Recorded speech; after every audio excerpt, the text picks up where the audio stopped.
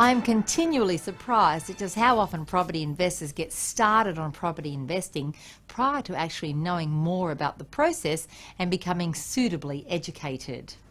Imagine if you had to go to hospital for an operation and the doctor who attended revealed that they had always wanted to be a doctor and they were going to try the approach of jumping in the deep end and learning as they went along. They figured that if they got it wrong, they'd learn from that, and if they just followed the crowd and performed operations as everyone else did, they had a pretty good chance of success. Sounds mad, yes, but this is how most property investors get started. Either they have a notion that they'd love to buy property and away they go, or a property presents itself and so the decision's made to become a property investor based on the opportunity which that one property presents. It's little wonder that people make grave mistakes, often bad enough to turn them off property investing forever. Before any property is purchased, the basics must be in place.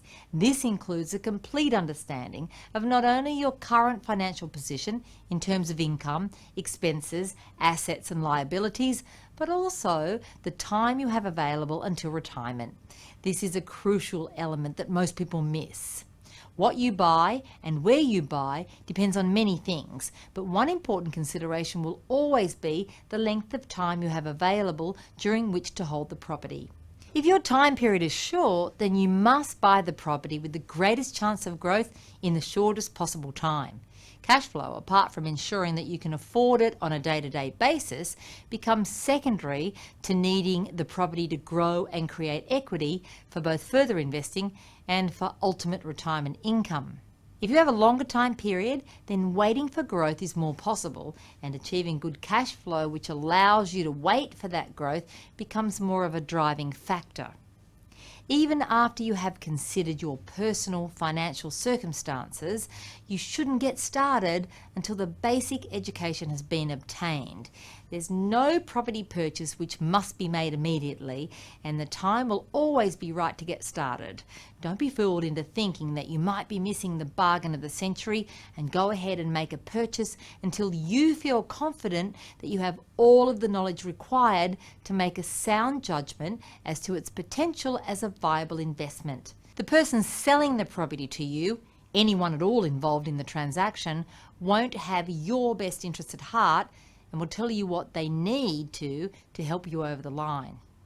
The property bargains will always be there to find, and it may be better for you to wait to be sure than to rush in without suitable knowledge. Finally, don't fall into the trap of thinking that once you've read a few books or attended a few seminars, your education is complete. Like the doctor who must remain at the top of their field through constant and ongoing education and through consistent fellowship with their peers, the property investor must understand that property investing is a vastly changing landscape which needs constant re-navigating. Hi there, I'm Margaret Lomas. If you're a seasoned property investor, you probably already own a few properties, so you're likely busier than ever before. Why not let Destiny help you in the same way that we've already helped many investors with large portfolios by using Property Match to add properties which fit into that portfolio and address common issues that bigger portfolios can bring. Head to mypropertymatch.com.au to find out more, or give us a call on 1300 My Destiny.